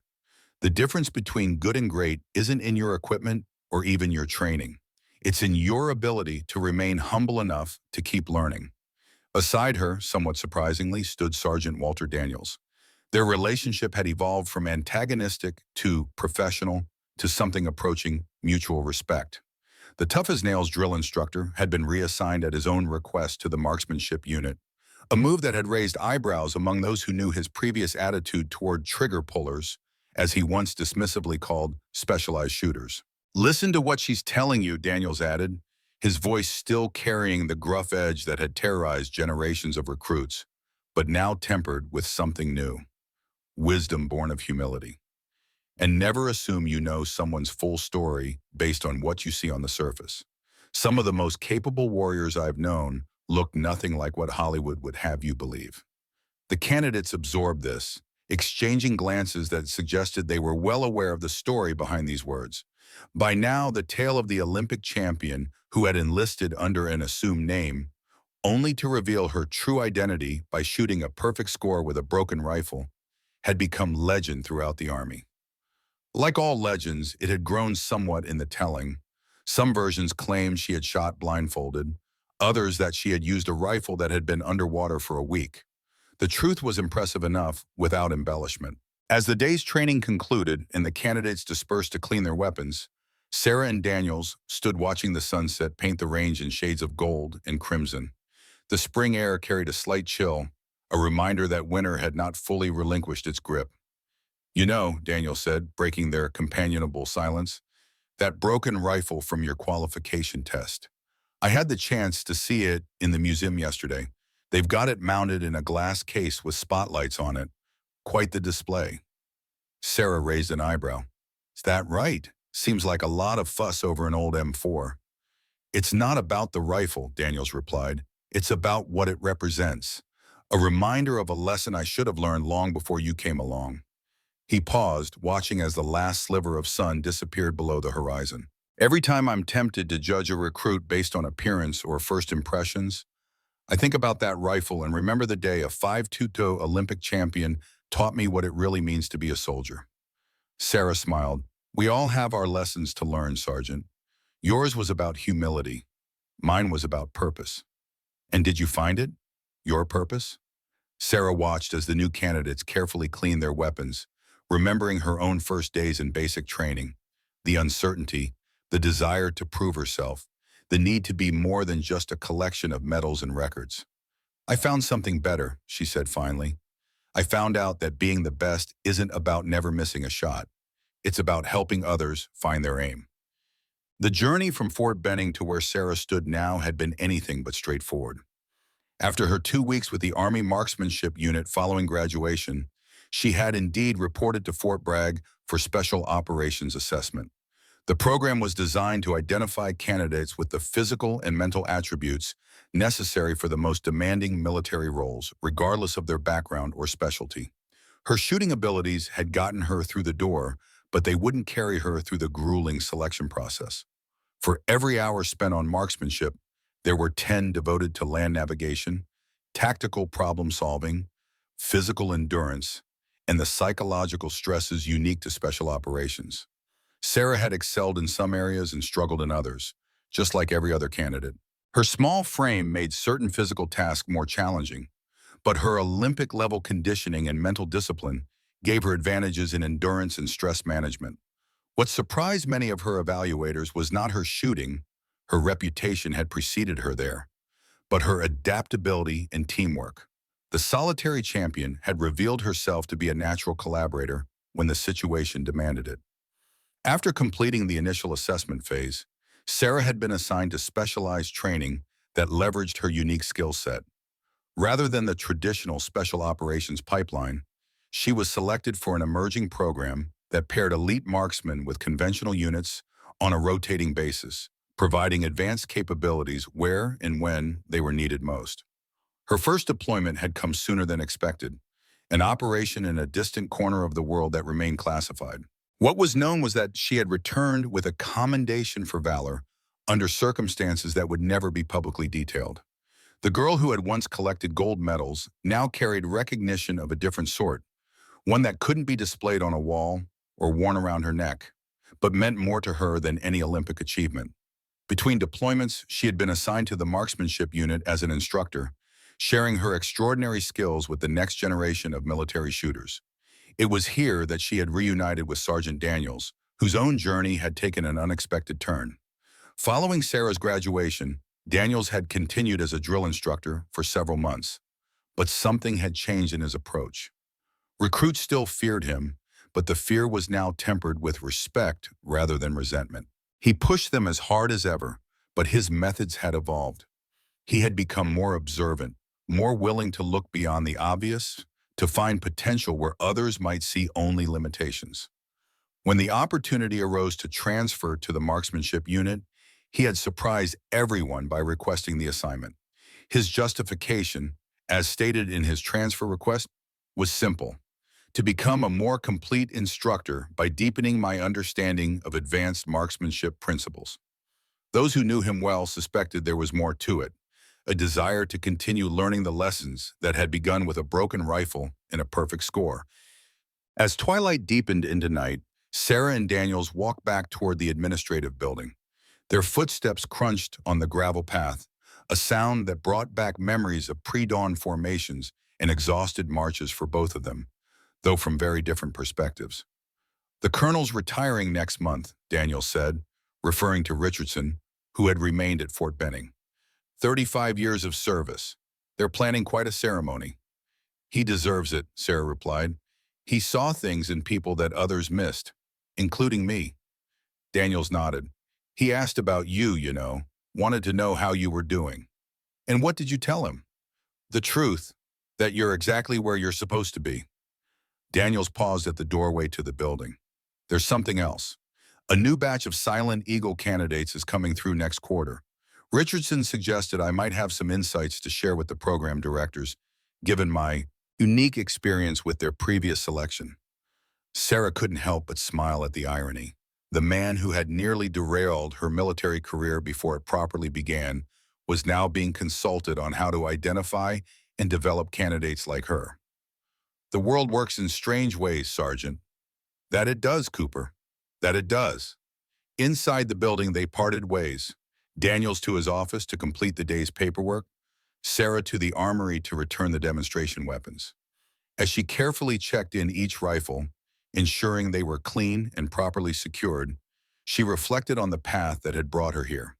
The Olympic medals were still in a safe deposit box, where they had remained since her decision to enlist. Her parents had initially been hurt and confused by her choice to walk away from the sport that had defined her life, but over time they had come to understand. The reunion at her graduation had been emotional but healing, the beginning of a new chapter in their relationship. They were proud of her still, but now for reasons that had nothing to do with podiums or national anthems. The compression wrap she had once worn to hide her identity now served its original purpose, managing the strain of thousands of hours of precision shooting. The physical demands hadn't lessened. If anything, they had increased. But the purpose behind them had transformed completely. As she signed the last form and handed it to the armorer, Sarah caught sight of her reflection in the polished metal door of a gun safe. The face that looked back at her was the same one that had once stared from Olympic posters and sports magazine covers, but the eyes held something different now. A quiet certainty, a sense of belonging that had eluded her in the spotlight of international competition. "All set, Sergeant Cooper?" the armorer asked, using her recently acquired rank. "All set," she confirmed. "Everything's where it belongs." And for the first time in a very long time, Sarah felt that included herself. The legacy of the broken rifle story extended far beyond Sarah and Daniels. At Fort Benning, it had sparked subtle but significant changes in training methodology. Drill instructors still pushed recruits to their limits. The demands of combat required nothing less, but there was a new emphasis on looking beyond the obvious, on recognizing that strength and capability came in many forms. The rifle itself, mounted in the base museum with its simple plaque reading, "Never underestimate," had become something of a pilgrimage site for new recruits. Some visited out of curiosity, having heard the legend from their instructors. Others came seeking inspiration during the darkest moments of their training, when doubt and exhaustion threatened to overwhelm them. For many female recruits in particular, the story held special significance. In a military culture still adjusting to the expanding role of women in combat arms, Sarah's achievement offered a powerful counter-narrative to lingering skepticism. Her success had not come from special accommodation or lowered standards, but from extraordinary skill and determination applied to the same challenges faced by every other soldier. In the officers' club one evening, Colonel Richardson sat with several colleagues. Senior officers from various branches gathered for a rare moment of relaxation.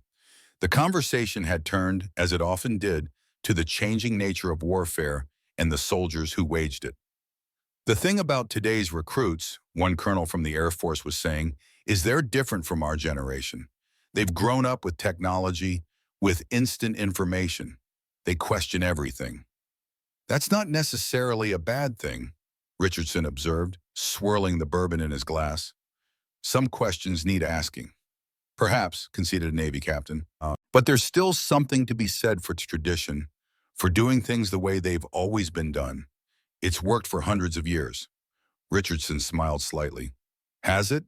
Or have we just been too comfortable with our assumptions to notice when they failed us?" "You're thinking about that female Olympic shooter, aren't you?" asked the Air Force colonel. "The one who broke your base record? What was her name again?"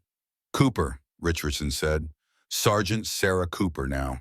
And yes, I'm thinking about her, but not just her. I'm thinking about how many others we might have missed over the years because they didn't fit our preconceptions of what a soldier should look like or sound like." He set his glass down with deliberate care. "Gentlemen, we're in the business of identifying and developing excellence wherever we find it. If we limit our search to only those who match our existing templates, we do a disservice not just to the overlooked individuals, but to the nation we've sworn to defend." The Navy captain nodded thoughtfully. "I had a chief petty officer once, barely 5'4", looked like he'd blow away in a strong wind, but he could outthink, outwork, and outlast men twice his size. Saved our ship during a storm in the South China Sea with a repair solution no one else had even considered." "Exactly," Richardson said. "Excellence doesn't always announce itself. Sometimes we have to look for it." As the conversation moved on to other topics, Richardson found his thoughts returning to that day on the firing range. The look on Daniel's face when the impossible score was announced, the quiet dignity with which Sarah had faced her revelation, the transformation of both instructor and recruit in the aftermath. Some lessons were learned through books and classrooms. Others were burned into the soul through experience. The most valuable, perhaps, were those that challenged everything you thought you knew about the world and your place in it. In 2 weeks, Richardson would hand over command of Fort Benning to his successor, ending a distinguished career that spanned conflicts from Vietnam to Afghanistan. Of all the accomplishments that would be recited at his retirement ceremony, none would mention the day he witnessed a small woman with a broken rifle shatter not just a marksmanship record, but the rigid thinking of a veteran instructor.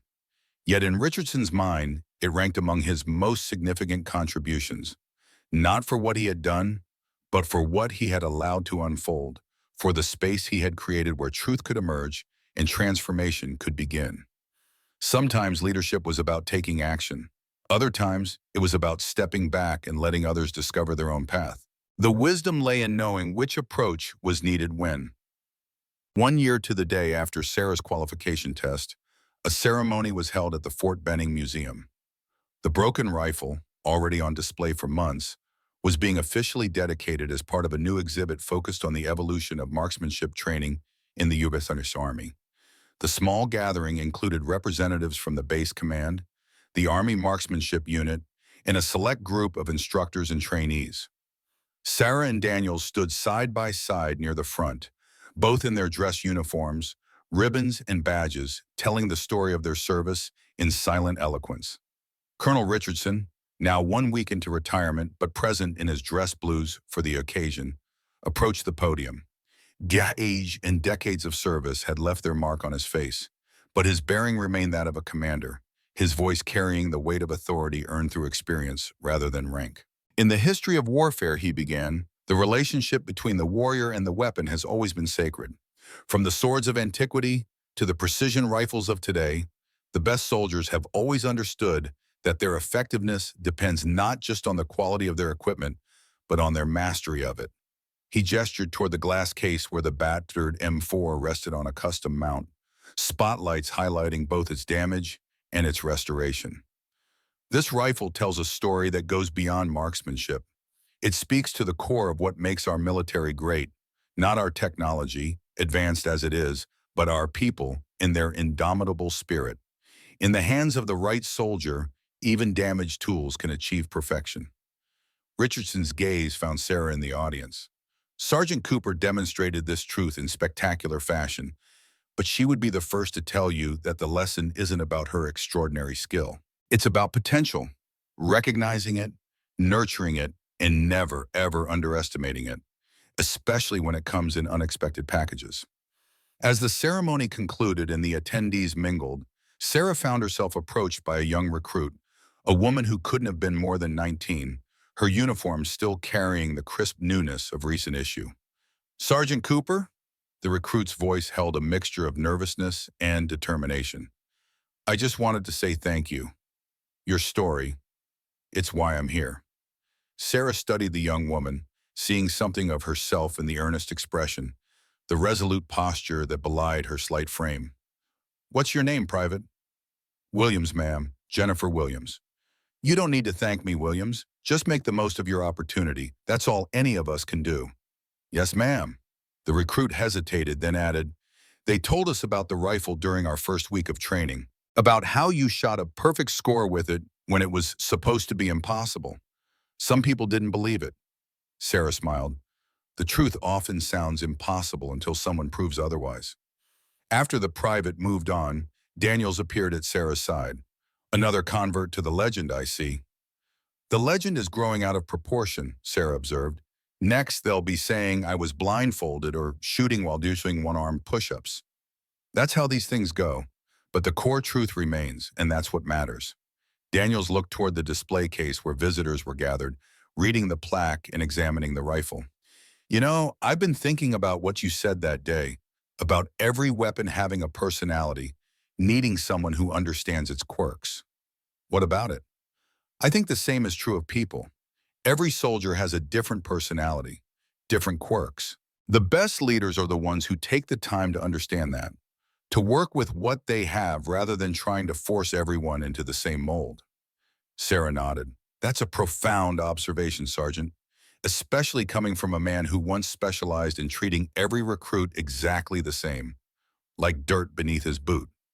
Daniels laughed, a genuine sound that still surprised those who had known him in his drill instructor days. "We all evolve, Cooper. Some of us just need a stronger catalyst than others." As they walked together toward the exit, Sarah noticed a group of new recruits entering the museum, their movements betraying their recent arrival at basic training, the mixture of uncertainty and forced confidence, the hyper-awareness of their surroundings, the careful study of every superior who crossed their path. "Fresh batch," Daniels murmured, following her gaze. "First week by the look of them." "Were we ever that young?" Sarah wondered aloud. "You still are, by most standards. Some of us, on the other hand, feel every one of our years some mornings." Outside, the spring day had warmed considerably, the Georgia sun asserting itself after the cool morning. They paused on the museum steps, watching as personnel moved about their duties across the base, the eternal rhythm of military life continuing as it had for generations. "I ship out next week," Sarah said after a moment. "New assignment. Can't discuss the details, but it's a good opportunity." Daniels nodded, understanding both what was said and what wasn't. "They're lucky to have you. Just remember what I taught you." "Which lesson would that be, Sergeant? You've shared so many pearls of wisdom." "The important one," he replied, his expression turning serious. "That who you are matters more than what you can do. Your shooting got you in the door, but it's your character that will determine how far you go and what impact you have." Sarah considered this, recognizing the truth in his words. Her journey from celebrated athlete to anonymous recruit to decorated soldier had taught her much about herself, about what truly mattered beneath the accolades and achievements. "I'll remember," she promised, "and I'll be back to check on that rifle. Make sure they're keeping it polished." "They better be. I inspect it every week, and I've got strong opinions about proper weapon maintenance." This was no exaggeration. Daniels had become something of an unofficial custodian of the display, frequently stopping by to ensure it was being maintained to his exacting standards. The museum staff had learned not to argue with the sergeant's suggestions regarding the presentation of his rifle. "Take care of yourself, Sergeant," Sarah said, offering her hand. Daniel shook it firmly. "You too, Cooper. And remember, when things get tough out there, when you're facing challenges that seem impossible, think about that day on the range. If you could put 10 rounds through the same hole with that piece of junk, you can handle whatever comes your way." Sarah smiled. "It wasn't such a bad rifle. It just needed the right touch." As they parted ways, each heading toward their respective duties, the broken rifle remained in its place of honor, telling its silent story to all who paused to listen. A story not just about marksmanship or military training, but about perception and potential, about looking beyond the obvious to find excellence in unexpected places. For the thousands of recruits who would pass through Fort Benning in the years to come, the rifle would stand as a challenge and a promise. A reminder that limitations often existed more firmly in the mind than in reality, that the greatest obstacles to achievement were frequently the assumptions we made about ourselves and others. And for those few who knew the full story, who had witnessed firsthand the transformation of both the Olympic champion seeking purpose and the hardened instructor learning humility, it represented something even more profound. The idea that sometimes our greatest contributions come not from our strengths alone, but from our willingness to be vulnerable, to acknowledge our limitations, and to allow others to see us as we truly are. Sarah Cooper had come to the Army seeking to escape her identity as a champion. What she had found instead was a deeper understanding of what made her exceptional, not just her ability to put rounds on target with uncanny precision, but her determination to earn her place through merit rather than reputation, her courage to begin again when it would have been easier to rest on past achievements. The broken rifle had been meant as an instrument of humiliation. Instead, it had become a symbol of triumph, not just for Sarah, but for everyone who had ever been underestimated, overlooked, or dismissed based on superficial judgments. Its message was as simple as the plaque that accompanied it, two words that carried volumes of meaning for those with the wisdom to understand. Never underestimate. In a remote location thousands of miles from Fort Benning, a small team of special operators prepared for a mission of extraordinary sensitivity and importance. The briefing had been detailed, the planning meticulous, the rehearsals exhaustive. Now, as the hour of execution approached, final preparations were underway. Among them moved a figure of slight build, checking equipment with practiced efficiency, making minute adjustments to a precision rifle that represented the pinnacle of military technology. The weapon bore little resemblance to the battered M4 that now resided in a museum display, but the hands that held it carried the same exceptional skill, the same unwavering focus. Sergeant Sarah Cooper, once known to the world as Olympic champion Sarah Morrison, now served her country in shadows rather than the spotlight. Her gold medals gathered dust in storage, replaced by commendations that would never be publicly acknowledged. Her face, once featured on sports magazine covers, was now deliberately absent from photographs. her achievements recorded only in classified documents, and she had never been more fulfilled. As she completed her preparations and joined the rest of the team for final briefing, Sarah carried with her the lessons of that pivotal day on the firing range at Fort Benning.